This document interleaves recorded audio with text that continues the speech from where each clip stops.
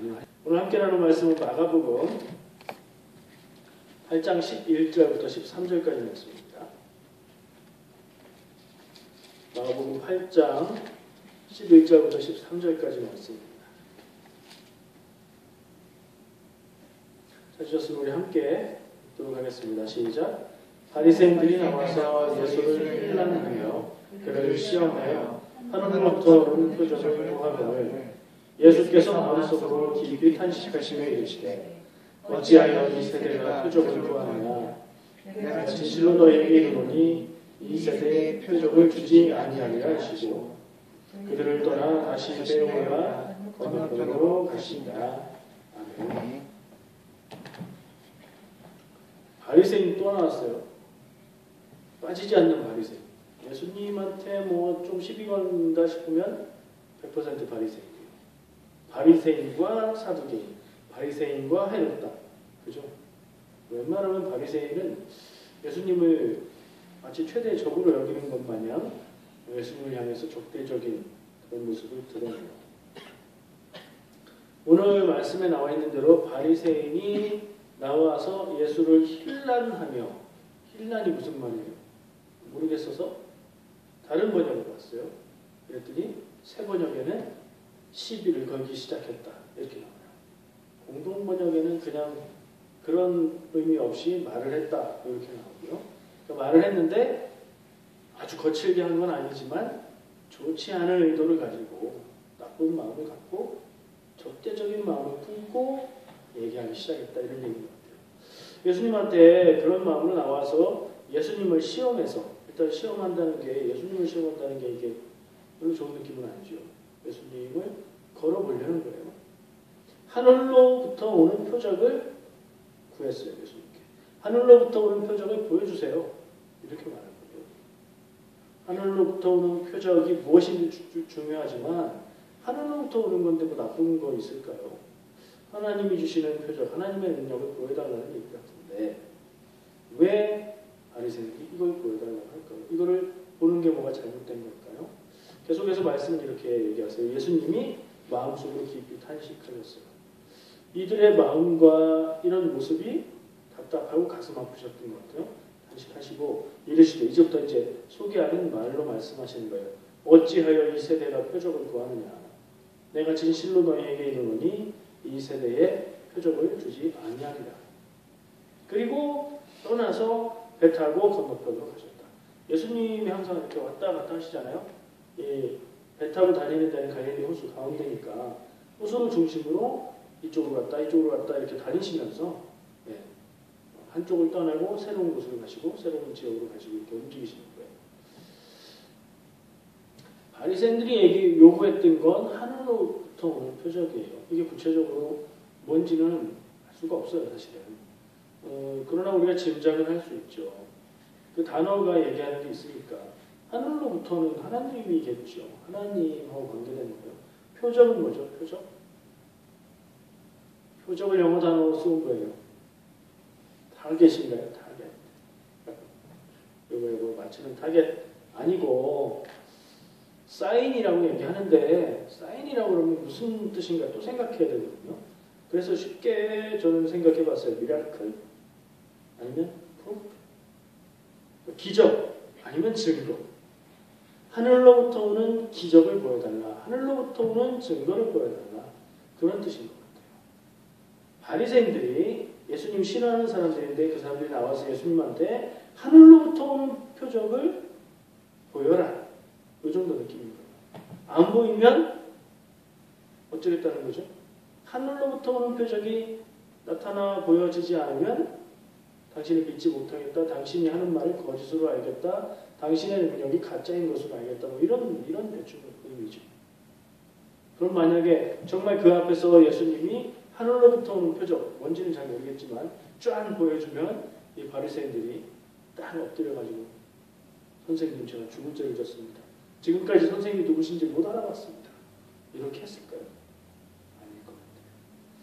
이 사람들의 목적은 예수님에게서 예수님이 정말 진리를 가진 분인가 참 메시아인가를 확인하려는 게 아니라 예수를 적으로 창조해놓고 그걸 정해놓고 예수님을 쓰러뜨리기 위한 그런 의도로 나와서 하는 말이기 때문에 그래요. 하늘로부터 오는 표적의 예를 한번 성경에서 찾아볼까요? 구약에 있는 이야기들 중에 하늘로부터 오는 표적이라고 할 만한 거. 그러니까 하늘로부터 오는 표적, 미라클, 프루프, 하나님의 능력이 나타나는 어떤 특별하고 놀라운 일, 특별하고 놀라운 일인데 하나님에게서 오는 이라는 조건이 달린 거예요. 사람들에게서 나타나는, 사람들이 행하는 특별하고 놀라운 일 하고 자연계에 나타나는 특별하고 놀라운 일 빼고 하나님의 능력과 관계된 하나님만이 하시는 일, 그걸 우리가 보여달라.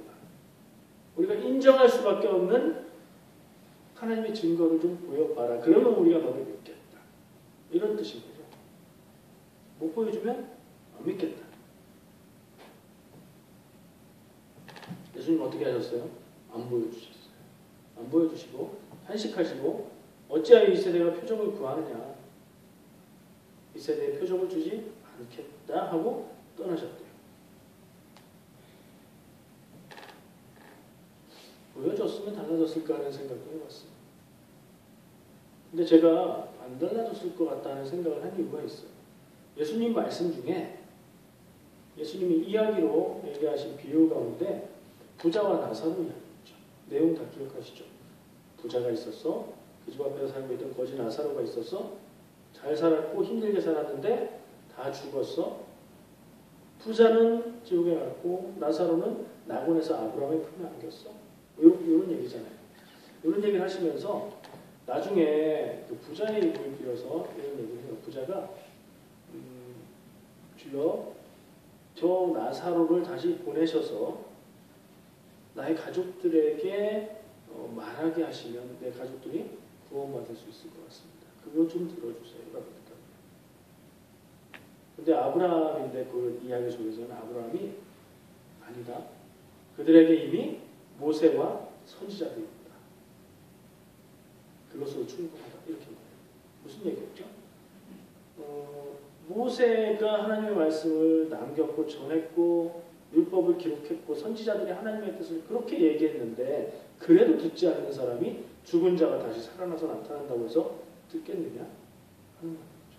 놀랍고 신기하긴 하겠죠. 저 사람 분명히 죽었는데 진짜인가 가짜인가 따지기도 할 때는 뭐 그렇게 되겠죠. 진리의 말씀을 듣고도 깨닫지 못하고 행하지 못하는 사람은 거기에 놀랍고 신기한 일을 갖다 붙여도 달라질 게 없다 하는 얘기를 예수님이 하셨던 것 같아요. 그 얘기를 통해서.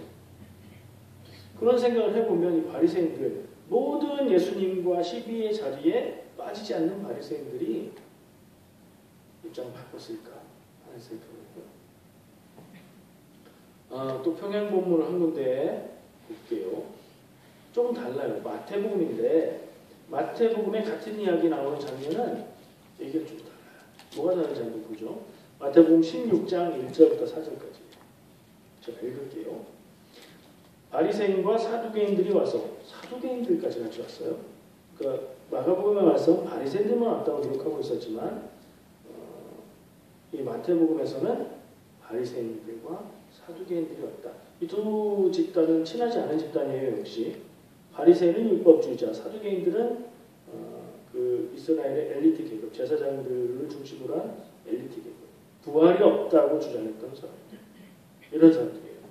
둘이 안 친해요. 근데 이 사람들이 합해서 예수님 앞에 하나로 지금 취급되고 있고 이 사람들 와서 예수님을 시험해서 예수를 시험하여 하늘로부터 오는 표적 보이기를 청하니 똑같은 걸 구했어요. 예수께서 대답하여 이르시되 너희가 저녁, 여기서부터는 마가복음은 어떤 얘기죠?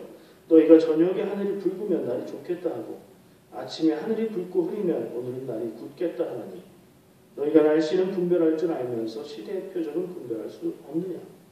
악하고 음란한 세대가 표적을 구하나 요나의 표적밖에는 보여줄 표적이 없느니라 하시고 그들을 떠나가십니다.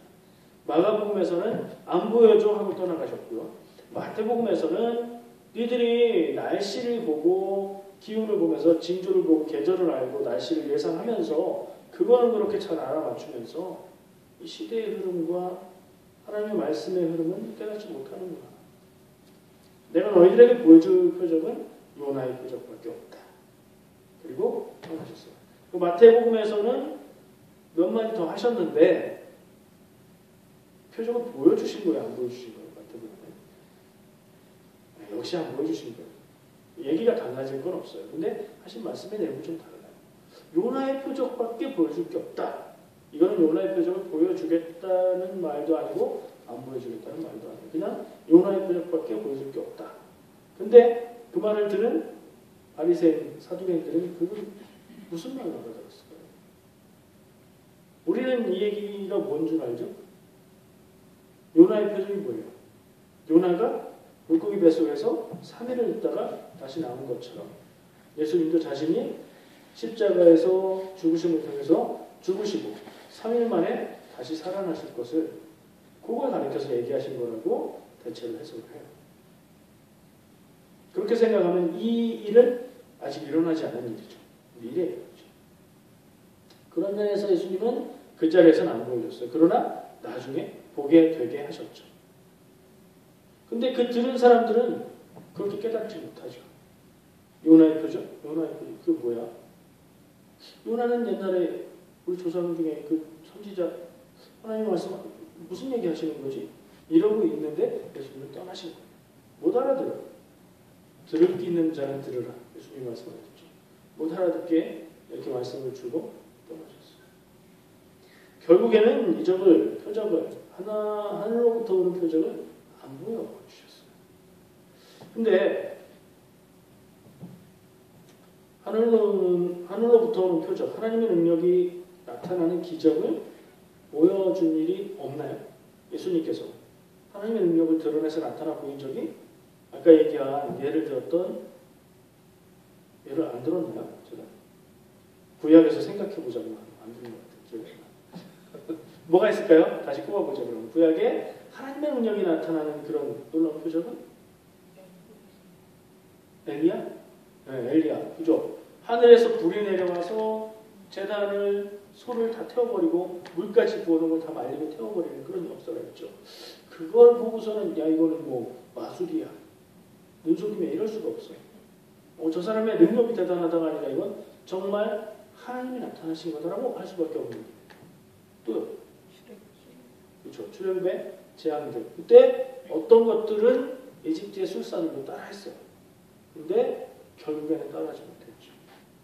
따라하지 못하는 거예요. 사람의 생각과 지혜와 능력으로는 흉내낼 수 없는 것이 하나님의 하늘로부터 오는 표적.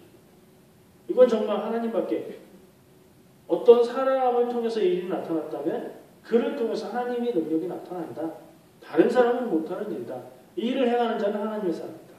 라고 인정할 수밖에 없는 일이죠. 자, 그걸 예수님께서 보이신 일이 있어요? 없어요? 있어요. 5,000명을 먹이신 일, 우리가 아는 오병이어이죠. 4,000명을 먹이신 일도 있어요. 이게 같은 일인가? 아니에요. 왜냐하면 같은 복음서에 다 나와 있어서 같은 일은 아닌 것 같아요. 그뿐인가요? 죽은 자를 살리셨죠. 병 걸린 사람을 말씀 한마디로 병을 낫게 하셨죠.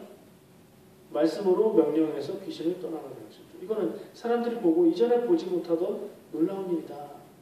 이렇게 놀랐잖아요. 그게 하늘로부터 오는 표적이거든요. 그런 일을 안 하셨던 게 아니에요. 그런 일을 사람들 앞에서 나타내 보이시는 걸 안 하신 게 아니에요. 근데 이 바리새인들이 이런 태도로 나오니까 그 앞에서 그래 이걸 보고 나를 믿어라 하고 보여주시지 않은 거죠.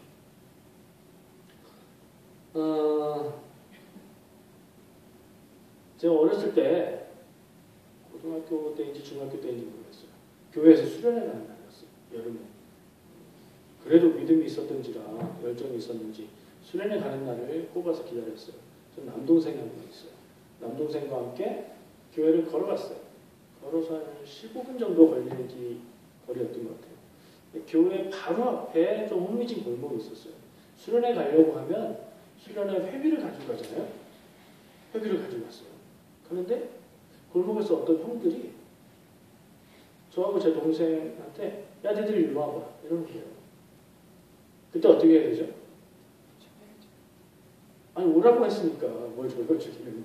오라고 하면 안 가고 그냥 가던 길 빨리 가면 되잖아요. 왜냐면 거리가 있으니까. 조금만 더 가면 우리 교회 사람들이 있으니까. 저는 어떻게 했을까요? 쫄아가지고 갔어요. 얼마나 소심한지. 갔어요. 동생이랑 갔어요. 갔더니 뭐 아니나 다를까. 야, 뭐 담배 있냐? 이런 말 있잖아요. 담배 있냐? 없는데요.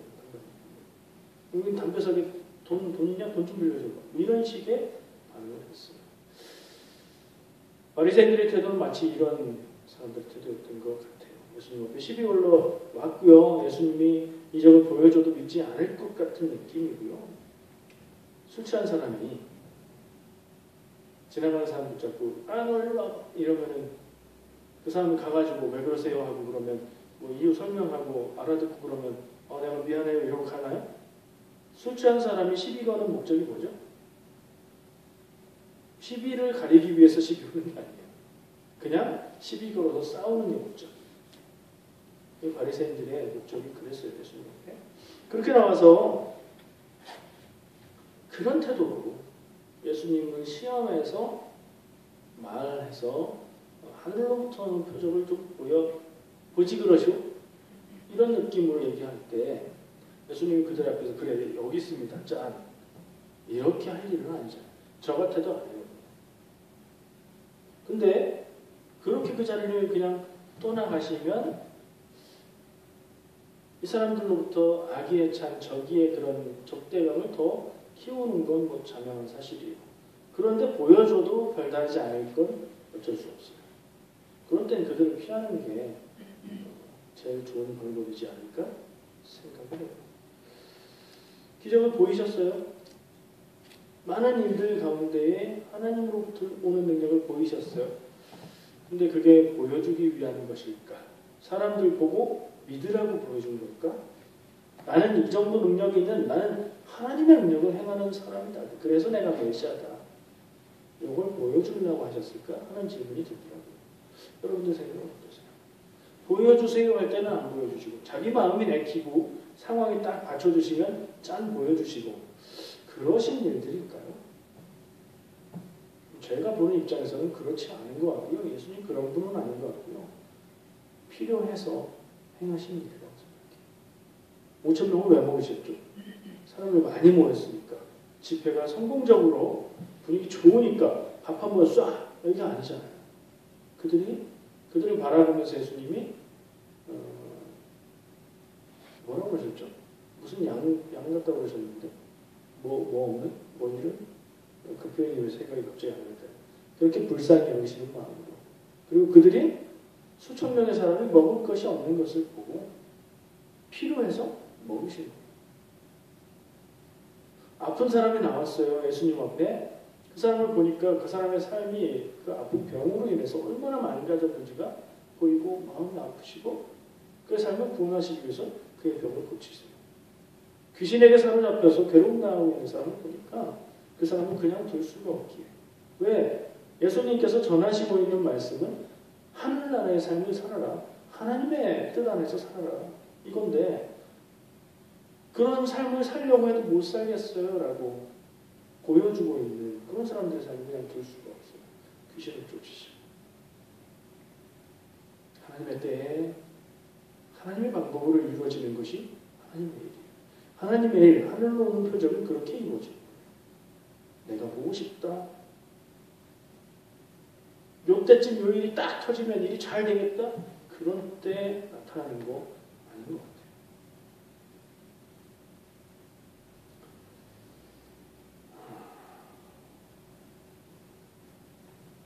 이런 생각도 하게 됐어요. 그러다 보니까 이런 생각까지 하다 보니까 예수님 앞에서 나와서 하늘로부터 오는 표정을 보이라는 이 사람들은 어떤 논리가 있어서 그 얘기를 했겠죠. 왜 하늘로부터 오는 표정을 보이라 하는 걸까? 그거에 대해서 생각해 보기 시작했어요. 왜 하늘로부터 오는 표정을 보이라고 했을까? 그 하늘로부터 오는 표정을 보이면 그분은 하나님의 사람, 하나님이 보내신 메시아. 그분이 하는 말씀은 하나님의 마음을 담은 진리의 말씀이 되는 거잖아요. 그걸 한번 증명해 봐라 그랬잖아요.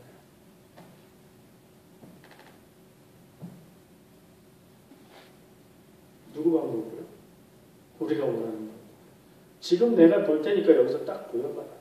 내가 원하는 방법으로, 내가 기대하는 방법으로 한번 보여보면 그럼 내가 믿겠다. 이런 조건을 달고 있어요. 그러면서 또 한쪽 마음으로 뜨끔한 생각이 드는 게 우리도 이렇게 기도하는데 하나님 내가 어렵고 힘들고 이렇게 아프고 우리 가정에 이런 일이 있고 너무 괴롭고 힘들고 마음이 답답하고 잠도 못 자겠고 불안해서 힘든데 하나님 이번에 이 일만 풀어주시고 이 일만 해결해 주시면 제가 정말로 열심히 믿음 생활을 했습니다. 제가 하나님 앞에 무엇을 드리겠습니다. 이런 기도 하잖아요. 간절한 마음이 들고 애타고 그럴 때 그렇게 기도하잖아요. 그런 생각이 들었어요. 그러면서 똑같지는 않죠. 믿음으로 하는 기도인데 같다고 말할 수는 없죠. 근데 그 안에 예수님을 시험에서 표적을 구했던 그 모습과 비슷한 모습이 들어있다는 생각이 들었어요. 내가 원하는 방법으로 내가 원하는 때에 내 생각대로 하나님 내 소원을 들어주세요. 그러면 내가 내 하나님을 인정하고 하나님 자녀의 믿을게. 이런 논리로 확대해야 그렇게 되긴 하지만 그런 논리까지 갈 수 있는 기도가 아닐까 생각이 들었어요. 완전히 그렇다는 건 아니에요. 그런 면이 없지 않나? 그런 생각이 들었어요. 어떻게 생각하세요? 제 생각은 그래요. 어려운 일이 닥치고 힘들고 어려운 일이 있으면 기도하죠. 당연히 기도하는데 이 일을 하나님이 해결해 주시면 내가 열심히 믿겠습니다가 아니라 하나님 내가 이렇게 힘들고 어렵고 아픈데 이 일 때문에 너무나 마음이 힘든데 하나님 내 마음을 알아주시고 위로해 주시고 이 일들을 똑바로 볼 수 있는 눈을 하나님 허락해 주시고 내가 믿음으로 견디고 이길 수 있도록 내 힘이 되어주세요. 이런 기도를 하는 게 더 맞지 않나 하는 생각을 하는 거죠.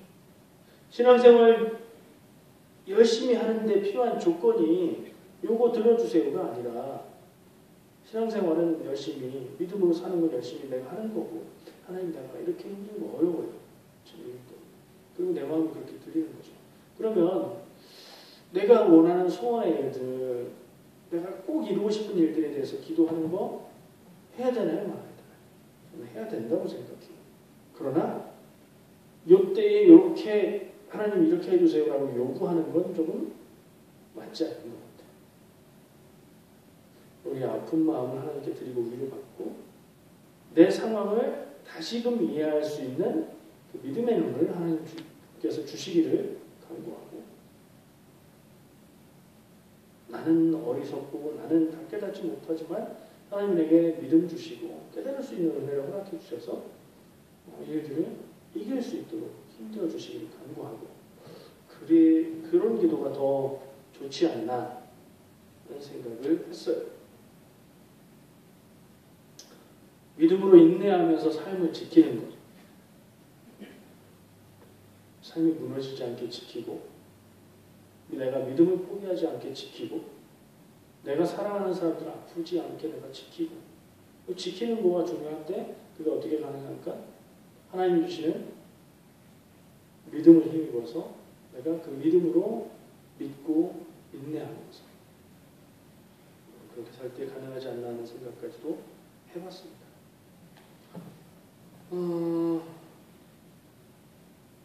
다시 한번 기억을 해보고 싶은 사실들이 있어요. 예수님이 사람들 앞에서 나타내셨던 하늘로 오른 표적이라고 표현할 만한 놀라운 일들은 사람들이 요구해서 들어주신 게 아니었죠. 필요해서. 하나님의 때에 하나님의 방법으로 하시는 일이었죠. 그래서 하나님의 일이 된 거예요. 우리 인생에도 하나님의 때에 하나님의 방법대로 하나님의 일이 이루어지길 우리들 기도해야 되겠습니다.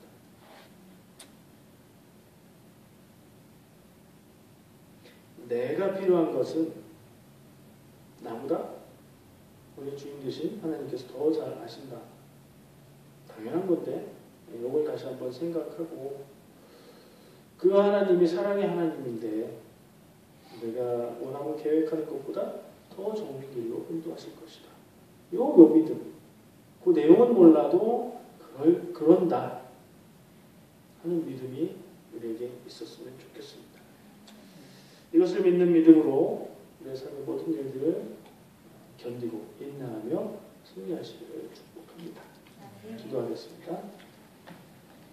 주님 감사합니다. 오늘 말씀을 기억합니다. 어떤